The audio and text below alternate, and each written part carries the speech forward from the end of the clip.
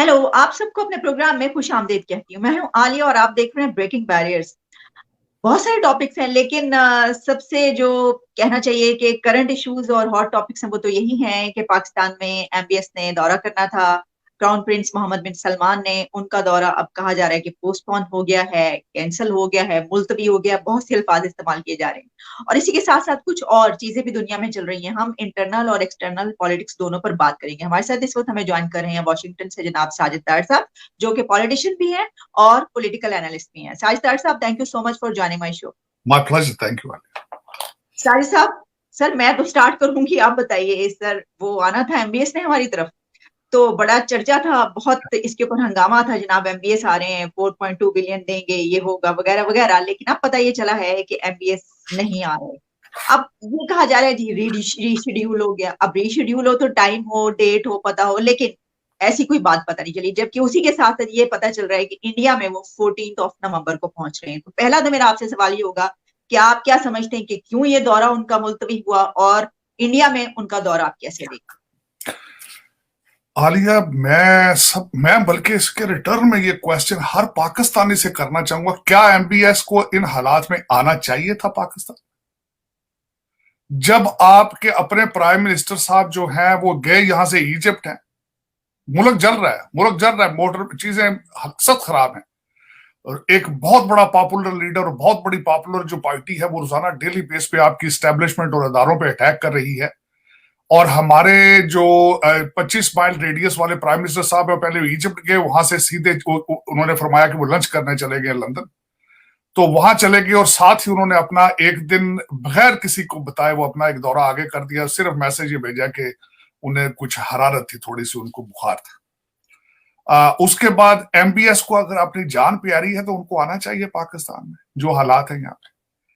अब मैं ये बताऊंगा कि आपने बिल्कुल सही फरमाया कि एमबीएस का दौरा मुलतवी कर दिया है, लेकिन किसी ने ये जहमत नहीं फरमाई कि वो जो प्लान लेकर आ रहे थे इस्लामाबाद में सलमान हॉस्पिटल के लिए 500 मिलियन देना चाहते थे, कराची यूनिवर्सिटी के लिए एक टेक्नोलॉजी सेंटर के लिए वो $5 मिलियन देना चाहते थे, 4.5 बिलियन वो एक अमदादी पैकेज लेकर आ रहे थे, ग्वादर में रिफाइनरी के लिए मेमोरेंडम ऑफ अंडरस्टैंडिंग साइन होना था, उसके बारे में कोई जवाब नहीं। लेकिन दुख की बात है, मेरे ख्याल में तो उनको आना ही नहीं चाहिए था। और वाकई ही जब तक ये अपना किबला दुरुस्त ना करें, क्योंकि बाहर के लोग आपके साथ क्या करें जब आप खुद ही पाकिस्तान के लिए कुछ करने में इंटरेस्टेड नहीं है, जब आप खुद आपके हालात इतने खराब हो चुके। मेरा आपसे क्वेश्चन ये है, बल्कि रिटर्न क्वेश्चन ही होगा, जरा आप लाहौर में बैठी हैं, आपका चीफ सेक्रेटरी किधर है? वो छुट्टी पर है पिछले 4 महीने से। आजकल कौन है चीफ सेक्रेटरी? आईजी साहब जो है शाहकार साहब, फैसल शाहकार साहब, वो अपने हथियार पहनकर वो भी भाग चुके हैं वहां। इन सर्कमस्टांसिस में किसी को आना चाहिए पाकिस्तान में? मेरे ख्याल में नहीं आना चाहिए। मेरे ख्याल में तो दूसरी एम्बेसियों को भी भाग जाना चाहिए यहां से, जो आपके हालात होने वाले हैं। सर? मैं वैसे भी बिल्कुल मैं हैरान हूं कि आपके अंदर फॉरेन डिप्लोमेट बैठे किस तरह हैं। मैं उन पे भी हैरान हूं। आप कहती हैं कि एमबीएस यहां पे है। हाँ, वो भारत में जा रहे हैं, बिल्कुल जाना चाहिए उनको, क्योंकि वहां पे बल्कि उनको क्या, सारी दुनिया को वहां से सूरज निकलता नजर आ रहा है। आज अगर आप देखें तो हमारे जेनेट येलन ने जो स्टेटमेंट दी है कि भारत जितना चाहे मर्जी रशिया से तेल ले ले, हमें कोई एतराज नहीं, क्योंकि वो उन्होंने मनवाया दुनिया में कि वो क्या है, वो भीख नहीं मांगते फिर रहे, इंटरनली स्ट्रांग है, चाहे जिस तरह भी है। कंट्रोल्ड डेमोक्रेसी होगी वहां भी, एक टर्म इस्तेमाल की जा रही है आजकल पूरी दुनिया में, कंट्रोल्ड डेमोक्रेसी। लेकिन नजर तो आ रहा है ना, आगे बढ़ते हुए नजर तो आ रहे हैं हर जगह पे, हर फील्ड में। लेकिन आप क्या है, मैं कल जो स्टेटमेंट दी है खान साहब ने, उन्होंने आपके स्टैब्लिशमेंट को परमानेंट कैरेक्टरलेस कर दिया। उन्होंने कल ऑनलाइन स्पीच फरमाई, उन्होंने कहा नवाज शरीफ उस आर्मी चीफ को लाएगा जो उनकी मदद करेगा। इसका मतलब यह है कि जो भी आर्मी चीफ आए उन 5 नंबरों में से, उसका कैरेक्टर जो है वो दागदार है। और दूसरा आपकी स्टेटमेंट, इस्लामाबाद के जो आपके ड्राइंग रूम्स में डिस्कस क्या हो रहा है, वो कहते हैं जिसको मर्जी ले आए, खान साहब 2/3 मेजॉरिटी में आएंगे, उनका इख्तियार है कि वो आते ही आर्मी चीफ को सैक कर दें, उसको निकाल के अपने मर्जी का ले आए आर्मी चीफ। अब ये सिग्नल आपका क्या ख्याल है? आपके जो सफीर है वो नहीं सुन रहे ये बातें? दुनिया की दूसरी इंटेलिजेंस एजेंसियां हैं, आपका ख्याल है वो सारे वो मूंगफली वो क्या पकौड़े बेच रहे हैं वो? लेकिन ये कि अब दुख की बात ये है कि अफसोस है, मैं आप किस तरह कहूं, आज की जो खबरों में आपके देखें इतने कमजोर हैं आपके इदारे या चीजें। अब आज जो एक रीसेंट खबर उड़ रही है लाहौर में कि फिर दोबारा चीफ साहब आरिफ अलवी साहब और खान साहब की मुलाकात हुई है वहां पे, और फिर जब आप इंटरनली ही नहीं किसी पेज पर पहुंच रहे तो एक्सटर्नल तो बाद में बातें आती है ना। जब आप इंटरनली स्ट्रांग होते हैं तो दुनिया जो है वो तो आपके होराइजन पे आती है। जब इंटरनली स्ट्रांग हो आप, स्ट्रांग क्या होना है, कम से कम आपके कोई अंडरस्टैंडिंग हो एक दूसरे के लिए, एक दूसरे के लिए कोई अंडरस्टैंडिंग मौजूद हो। आप अपने दुख को खुद ना समझें तो दुनिया क्या समझेगी, एमबीएस क्या समझेगा? जब वो हमारे वो एक मुगल आजम इधर बैठा हुआ है जो वो कहता है मैं जला के राख कर दूंगा सारे मुल्क को सिर्फ एक नॉमिनेशन पर, और दूसरा है वो अपने जहाज में गया, इजिप्ट है, वहां से लंच करने लंदन पहुंच गया। जब आपको खुद ही एहसास नहीं है कि हमारा क्या मुस्तकबिल है, हमें क्या करना चाहिए क्या नहीं करना चाहिए, तो उस वक्त दुनिया क्या करेगी आपके साथ? और यही अलमिया है 75 साल का। ये आज की कोई नई बातें नहीं है। आपके मुल्क के मालिक मलिक रियाज साहब हैं, आपके इस वक्त बाबा कौम वो हैं, और जिस तरह वो है उसी तरह की आप कौम। ये आपका टोटल आपके, मैंने इसको कूजे में दरिया बंद करना हो तो आप मलिक रियाज पे कोई थीसिस कर लें, आपको समझ आ जाएगी कि what is Pakistan, what is Pakistan. इस वक्त मैं दुख से कह रहा हूं। मैंने ये आलिया ओवर क्वेश्चन आपको, जिस तरह मैंने आपको बताया, आपका पंजाब का इस वक्त चीफ सेक्रेटरी कोई नहीं है 4 महीनों से। फैसल शकार ने कहा कि मैं जा रहा हूं। आजकल सुना है कोई ब्यूरोक्रेट इंटरेस्टेड ही नहीं आईजी पुलिस बनने के लिए। ये इनके नाम लेते लोग भाग जाते हैं। लेकिन साजिद साहब, सर इमरान खान साहब ने जो नई तकरीर की है ना, उसमें तो उन्होंने कहा कि मुझे तो कोई इंटरेस्ट ही नहीं आर्मी चीफ में, मेरी तरफ से जो मर्जी है। खान साहब ने उसमें फरमाया है कि मेरिट के ऊपर जो आएगा वो ठीक है, वो बिल्कुल सही फरमाया। अब आज जब मैंने स्पीच सुनी तो 5 चेहरे मेरी नजरों में, उन्होंने सामने स्क्रीन मेरे दिमाग में सर्कल किया। बुजदार साहब थे, फिर आशिक अवान साहबा थी, उसके बाद मुझे नजर आए सारे इनके जो नौरतन है, जो छोटे छोटे बच्चे, मुझे फवाद हुसैन साहब नजर आए जो साइंस और टेक्नोलॉजी के वजीर बन गए थे, उसका मुराद सईद साहब नजर आए मुझे, ये मेरिट नजर आई। और फिर कहा जाता है, और अमीन गंडापुर साहब, ये मेरिट है सारे, और ये क्लेम करते हैं कि पीटीआई इज पढ़े लिखे लोगों की पार्टी है। ये सारे मेरिट मुझे सामने नजर आए। मुझे फरा गोगी के चेहरे नजर आए, मुझे गुजर साहब के चेहरे नजर आए। तो कहते हैं मैं तो भी मेरिट में बिलीव करता हूं, जिसको मर्जी ले, मुझे क्या गर्ज है।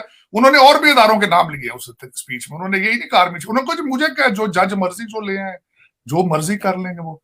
मुझे याद आई तैयबा गुल, किस तरीके से उसको घेर के उन्होंने प्राइम मिनिस्टर हाउस में हरासा किया, किस तरह वीडियो बना के इन्होंने जो घटिया, अमीरुल मोमिनीन ने घटिया हरकतें की हैं नैब के चेयरमैन के साथ। ये मेरिट है इनकी। और फिर जवाब भी नहीं देना, ढिटाई के साथ इन चीजों को जवाब भी नहीं देना। अब जो उनका जो लॉन्ग मार्च है वो तो उनकी पहले से डेट्स यही है, वो कहेंगे मेरी तो पहले से है, मैं क्या करूं।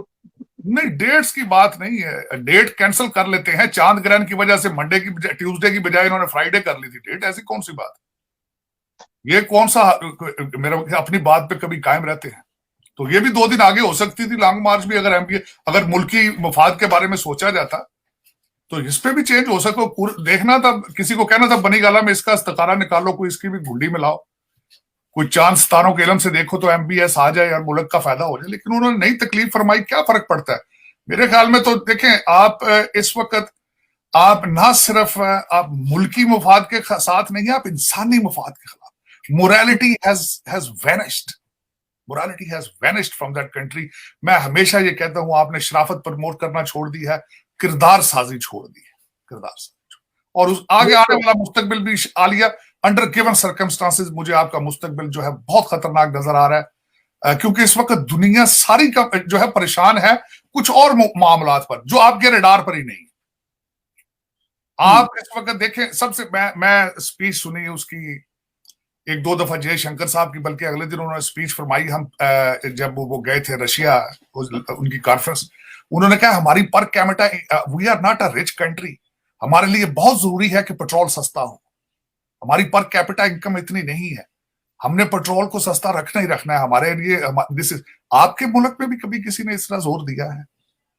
खैर दें क्या, आपको आपके पास पैसे ही नहीं है कुछ लेने को, जहां जाते हैं खैरात में पेट्रोल लेना होता है, खैरात में ही आपने गंदम लेनी है, खैरात में सारा कुछ लेना हो, तो फिर वो अपनी टर्म्स पर देते हैं, वो आपके साथ नेगोशिएट तो नहीं करते ना। ऐसे ही, बिल्कुल ऐसे ही। देते अगर एमबीएस आकर, वो कौन सा सैलाब जदगान तक पहुंचना था। चलिए सर, अभी बहरहाल जो सैलाब जदगान है उनकी तरफ तो कोई देख नहीं रहा, लेकिन चलिए यही शुक्र है कि हमने कम से कम अपने जो डिफॉल्ट होने से जो है वो बचाया हुआ है अभी तक, तो दिवालिया होने से बचाया हुआ है। सर आपने क्योंकि बातें की बाहर की और सारी, तो हम चलते हैं जरा बाहर, निकलते हैं इधर से। हम देख रहे हैं कि वहां पे तो एक बहुत बड़ी मीटिंग जिसमें कि अब प्रेसिडेंट बाइडेन ने कह दिया, वहां की तरफ से आ गया कि वो जा रहे हैं और उनकी मुलाकात हो सकती है प्रेसिडेंट शी के साथ। इसी तरीके से ये भी पता चल गया, खबर आ गई कि इंडिया के पीएम मोदी भी वहां पर जा रहे हैं, उनके भी काउंटर पार्ट से जितनी भी मुलाकातें होंगी। तो आप कैसे देख रहे हैं कि क्या वहां पर एजेंडा होगा, किस चीज पर ज्यादा बात होगी, और ये कैसी रहेगी ये जो समिट आगे आ रही देखिए और मैं मुलाकात खास तौर पर। इसमें मैं जो देख रहा हूँ, जो इंटरनेशनल इस वक्त इश्यूज हैं, तीन बड़े मेजर इशू हैं मेरे ख्याल में। ये शंघाई कोऑपरेशन ऑर्गेनाइजेशन में भी यही डिस्कस हुए थे। ये बिल्कुल यूनिवर्सल फिनोमेनन बनता जा रहा है। यहाँ अमेरिका के अंदर इलेक्शंस में भी बार बार लोगों ने चीख के इसी के बारे में कहा। एक तो इन्फ्लेशन है, दूसरा एनर्जी क्राइसिस है, तीसरा मेरे ख्याल में क्योंकि जो बाइडेन साहब को अब सपोर्ट हासिल हो गई अपने मुल्क से, वो दोबारा जोर एनवायरमेंट पे देंगे। और एनर्जी क्राइसिस जिस तरह मैंने आपको कहा है, उसकी प्राइसेस तशवीशनाक हैं। कोशिश की जाएगी कि यूक्रेन को थोड़ा सा, और रशिया भी मेरा ख्याल में बैकफुट पर है, they are thinking about to settling down. उन मेरे ख्याल ऑब्जेक्टिव हासिल कर लिए पुतिन ने, जो करना था, एरिया टेक ओवर करना था, उन्होंने कर लिया। अब वो इसकी सेटलमेंट की तरफ जाएंगे और एनर्जी क्राइसिस को डील किया जाएगा मेरे ख्याल में। ये 3-4 चीजें डिस्कस की जाएंगी। सर ताइवान जो दोनों ने वो डिस्कस होना, उसमें क्या जो प्रेसिडेंट बाइडेन और प्रेसिडेंट शी के दरमियान कैसी मुलाकात आप होते हुए देख रहे हैं कि क्या कोई देखें ये जो बात है, ये जो इनकी मुलाकात होगी, इसमें शी पिंग जो है वो स्ट्रॉन्गर पोजीशन पे नजर आ रहे हैं। एक तो वो थर्ड टर्म इलेक्शन जीत चुके हैं, दूसरा भी रीसेंट ड्रामा हुआ है जो बाइडेन के साथ अमेरिका के अंदर उनकी पॉपुलैरिटी नीचे है और अल्टीमेटली चाइनीज को ये पता है। और दूसरा, Nancy Pelosi will be replaced by Kevin McCarthy. So ये सारी चीजें देखकर जब चाइना आएगा तो वो स्ट्रॉन्ग फुट के साथ आएगा कि ताइवान पे वो कोई चीजें नरम नहीं करेंगे अपनी। और दूसरा जो शीपिंग है, बल्कि मैं जब वो पढ़ रहा था, देख रहा था, आर्टिकल देख रहा था कि जब वो बैठे थे पिछली अपनी मीटिंग में, तो साथ उनके जो बैठे थे दूसरे साबका सदर जो थे, उनको बाजू से पकड़ के उठाया गया था। उसके बारे में मैंने बड़ी डिटेल रिसर्च की। वो that was setup, that this is how they wanted to show the world कि वो, उसको ऐसा नहीं था कि वो साथ बैठे थे तो उनको आके उसी वक्त को ऐसा चेंज हुआ है कि उठाया गया है। वो स्ट्रेंथ शो करना चाहते थे कि हु इज स्ट्रॉन्ग। अब अगले शॉट्स कौन कॉल करेगा, वो दुनिया को दिखाया गया, बल्कि इंटेंशनली उनको बाजू से पकड़ के उठाया गया कि अब बताया गया था कि she ping is the strongest man in China. तो उस पे वो शी पिंग जो है ही इज स्ट्रॉन्ग। जिस तरह हम पहले भी बात कर रहे थे कि उन्होंने अगले अपने एक डिफेंस कॉलेज में जाके अपने वो आर्मी को, उन्होंने मिलिट्री यूनिफॉर्म पहन कर गए हैं वहां, और उन्होंने कहा कि get ready for the Wars in the future. तो वो उनको वो कर रहे थे एनर्जाइज, और उनको चार्ज कर रहे थे अपनी फौज को, अपने इदारों को।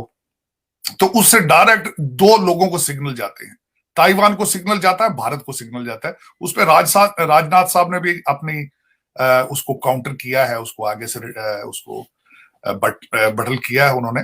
तो उसमें शीपिंग इज स्ट्रॉन्ग, जो Biden look weaker in that regard, क्योंकि वो यूक्रेन में भी सही तरीके से डील नहीं कर पाए। तो जब यूक्रेन को हैंडल नहीं कर सके तो अल्टीमेटली ताइवान को किस तरह हैंडल कर पाएंगे। बल्कि सर मैं पढ़ रही थी कि प्रेसिडेंट जो बाइडेन ने कंबोडिया को कोलंबिया कह दिया वहां पर, वो भूल गए थे ये लफ्ज। बहरहाल ये तो खैर, मैं एक और उसमें आपको ऐड करूं कि अपनी कैंपेन में निकले तो जब वो तकरीरें पिछले को एक महीने के अंदर जो उन्होंने की, एक जगह पे उन्होंने कहा मैं प्रोफेसर था, तो उन्होंने एक दिन किसी कॉलेज में नहीं पढ़ाया। उनके हालात तो बेचारों के खराब है। उससे 2 हफ्ते पहले वो कह चुके थे कि मेरा लड़का इराक में शहीद हुआ है, हालांकि वो कैंसर से उसकी डेथ हुई। तो उनके अपने असल दर हकीकत अमेरिका के अंदर अगर देखा जाए तो इस वक्त हुकूमत जो है बराक हुसैन ओबामा चला रहे हैं। ये भी उन्हीं के एक राइट हैंड थे जो वाइस प्रेसिडेंट थे। तो पॉलिसी सारी वो है, उनको तो लिख के दे दिया जाता है कि मियाँ बाबा जी ये पढ़ देना, जाके वो पढ़ देते हैं, उसमें कई गलतियां कर जाते हैं वो। उनको तो व्हाइट हाउस जब एंटर होते हैं तो उन्हें पता नहीं होता दरवाजा किधर है, उनकी बीवी पकड़ के दरवाजे से अंदर लेके जाती है। तो अच्छा सर, मैं एक और चीज देख रही थी कि इस मर्तबा एक ये भी खबरें आई हुई थी कि पाकिस्तानी काफी वहां पर आगे आए हैं, जीते हैं, कई ऐसी कॉन्स्टिट्यूएंसीज हैं वहां पर, जिस तरह छोटा के कैलिफोर्निया में एक सुलेमान ललानी है, फिर सलमान भुजानी है, और इस तरह के डेमोक्रेट्स के काफी पाकिस्तानी जो हैं वो उसमें हुए हैं। तो क्या काफी मतलब आप समझते हैं कि पहले की निस्बत ज्यादा पाकिस्तानी आए हैं इस मर्तबा?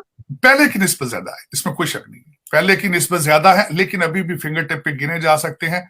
टेक्सास एरिया में आए हैं वो ज्यादा, जिनकी आप बात कर रही हैं। लेकिन यहाँ पे आलिया, ये मैं मेंशन करना चाहूंगा कि वो लोकल असेंबलियों में जीते हैं डेलीगेट्स, और एक सेनेटर मेरा ख्याल है लोकल असेंबलीज में जीते हैं, जिनकी बड़ी लिमिटेड पावर्स होती हैं, लिमिटेड इख्तियार होता है, और वो किसी अमेरिका की किसी फॉरेन पॉलिसी, किसी नेशनल पॉलिसी पे उसका कोई इंपैक्ट नहीं होता। मैं जिस स्टेट में बैठा हूं, यहां पे हमारे एक डेलीगेट थे पाकिस्तानी, लेकिन मैं आपको आज बताना चाहूंगा कि वो लोकल असेंबली के मेंबर थे, वो उनका नेशनल पॉलिसी पे तो बहुत दूर की बात है, वो यहां पे पाकिस्तानी कम्युनिटी का कुछ नहीं कर सके।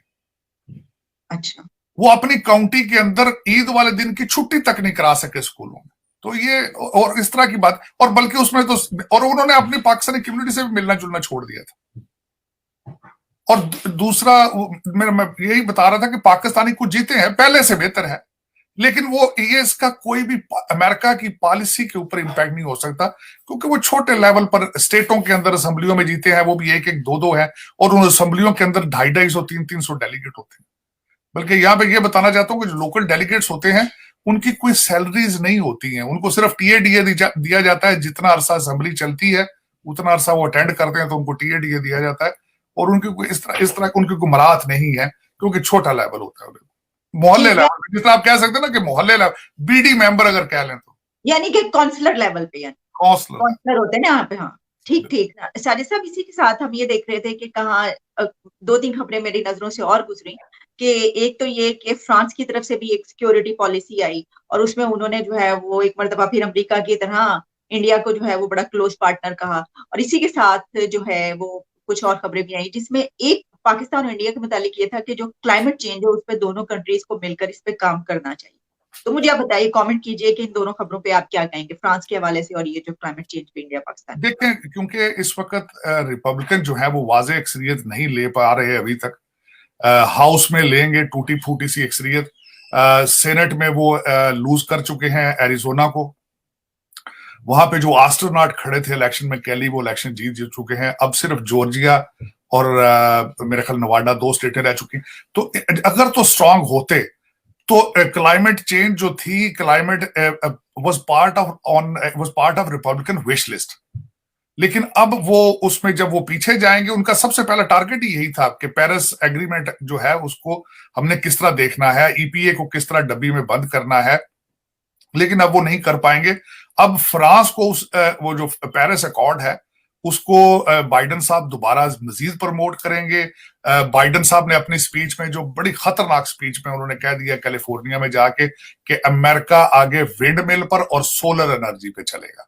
हालांकि पॉसिबल ही नहीं है कि विंड मिल से या आप सोलर एनर्जी से कंट्री चलाएं। उन्होंने कह दिया है हम कोल माइनिंग बिल्कुल बंद कर देंगे, कोयले से बिजली हम नहीं बनाएंगे।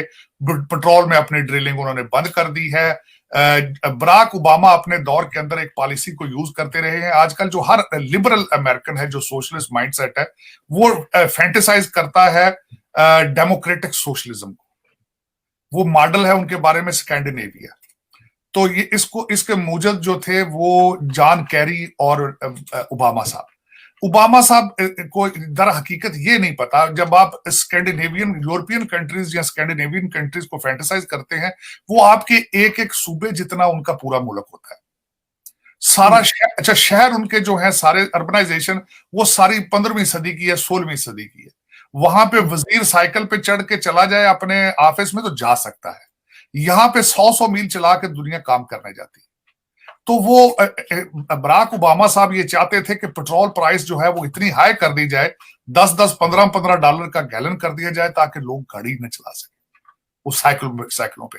अब मैं उनसे ये क्वेश्चन करूंगा कि 70 मील गाड़ी चलाकर दफ्तर में जाना पॉसिबल है? साइकिल चला के जाना? साइकिल पे आप ऑफिस ही नहीं जा सकते। यहाँ की अर्बनाइजेशन जो है वो बिल्कुल उसमें ये मॉडल बनाया जाता है कि 50-60 मील चला के हस्बैंड वाइफ काम पर जाएंगे और हर हाउस होल्ड के अंदर 2 गाड़ियां हो। लेकिन या तो फिर अपनी अर्बनाइजेशन मॉडल ठीक करें आप, वो ठीक नहीं करना। और इसकी अच्छा फिर मैं ये बता रहा हूं कि उसमें अब पाकिस्तान के हवाले से अगर बात की जाए, आपको सूट करता है जो बाइडेन का मॉडल, क्योंकि आप अभी सलाब आपका जो फ्लड आया है, बिलावल साहब आकर यही शोर डालते रहे हैं, ये किसी के पोल्यूशन की वजह से, किसी की क्लाइमेट में अब्यूज की वजह से हमारे फ्लड्स आ गए। तो आपको पैसे ग्रांटें मिलती रही हैं माजी में भी, और अब आगे मजीद भी मिलेंगी जब तक जो बाइडेन ऑफिस में रहेंगे मेरे ख्याल में। पहले जो मैं डाउट था मुझे कि शायद अगर रिपब्लिकन रेड वेव आती है तो आपके वो ग्रांट्स बंद हो जाएंगी, लेकिन उसमें वो होगा, लेकिन भारत के लिए ठीक नहीं होगा। उसकी वजह यह है कि भारत भी एक बहुत बड़ा पोल्यूटर है चाइना के बाद, और वहां की इंडस्ट्री जो है is not heavily regulated the way the world looks at it. तो उसमें जब वो इंडस्ट्री में आप पोल्यूशन क्रिएट करेंगे तो आपके ऊपर फाइन लगेंगे। और अमेरिकन अगर इतने सेंसिटिव हो जाते हैं, कई दफा मैंने देखा है कि वो उन ममालिक से इंपोर्ट्स अपनी रोक लेते हैं जहां पे क्लाइमेट अब्यूज हो रहा हो, जहां पे। सॉरी टू डिसएग्री, लेकिन इस पे उन्होंने इससे पहले काफी ऐसे प्लान्स हुए हैं, तो उन्होंने तो हर चीज में उनको एग्जाम्प्ट किया है, तो मुझे लगता नहीं कि ऐसा कुछ होगा, क्योंकि जाहिर है कि उनके साथ इंटरेस्ट की बात, बिल्कुल इंटरेस्ट की बात और लॉबी की बात है। फार्मास्यूटिकल यहां से सारी शिफ्ट होकर भारत गई है, क्योंकि यहाँ पे एनवायरमेंटल वाले उनके पीछे पड़ जाते थे मैन्युफैक्चर करने के लिए, और वो कहते थे जानवरों, पीटा एक ऑर्गेनाइजेशन है, वो कहते हैं जानवरों पे हमने टेस्ट करना नहीं आपको देने, यहाँ पे बंदरों पे टेस्ट नहीं करने देने, मुर्गियों कुत्तों पे टेस्ट बिल्लियों पे नहीं करने देने। तो वो फार्मास्यूटिकल सारी भाग कर चली गई थी भारत में, और वहां पे जाके वो इंसानों पे टेस्ट कर रहे हैं बजाय वो जानवरों पे करते। तो लेकिन उस पे क्योंकि उनकी लॉबी स्ट्रांग है, चाहे इस वक्त जिस तरह मैंने आपको बताया है, जब पेट्रोल खरीदना रशिया से नहीं रोक सके, S-400 के ऊपर उन्होंने अपना मुंह दूसरी तरफ कर लिया है, क्योंकि उनकी लॉबी स्ट्रांग है। आपको मैंने बताया था कि इस वक्त 300 से ज्यादा पॉलिसी रिलेटेड अपॉइंटमेंट्स हैं व्हाइट हाउस की। दिवाली मनाई जाती है हर जगह पे। मैंने आपको और मैं यहां तक बताऊं आपको, आलिए, दोनों पार्टीज की ads, Democrat and Republican party की एड्स चल रही थी टीवीज पे। भारतीय जो हमारे यहाँ पे डायस्पोरा है वो फंड इकट्ठे करके उनकी टीवी पे ऐड दे रहे थे कि vote for Democrat party, vote for Republican, we are, so they are होती है ना सर। हाँ, ऐसे ही है। हम वहां पे पैसे इकट्ठे करके खान साहब की कैंपेन चल रही है और नारे लगा रहे हैं, हम बाहर एवेंसी के बाहर खड़े होकर। मैं यही कह रहा था, मैं बिल्कुल यही कहने लगा था कि मुझे बल्कि ना डिसअपॉइंटमेंट हुई कि इस दफा डॉक्टर आसिफ साहब हार गए कैलिफोर्निया से। मुझे एक चैनल पे किसी ने पूछा कि क्या वजह है हमारे पाकिस्तानी वहां सक्सेसफुल क्यों नहीं हो रहे। मैंने कहा हम पीटीआई पीपल्स पार्टी चलाएंगे या इनमें जाएंगे। तो लेकिन फिर भी मैं ऑप्टिमिस्टिक हूं कि मे बी सेकंड जनरेशन जो है वो मे बी कनेक्ट करे, लेकिन फर्स्ट जनरेशन जो है उनके दिमाग में वो पीपल्स पार्टी और पीटीआई और नून लीग ही नहीं निकल रही, अनफॉर्चुनेटली। बिल्कुल ठीक। साजिद साहब बहुत बहुत शुक्रिया आपके टाइम का। Thank you so much for your precious time.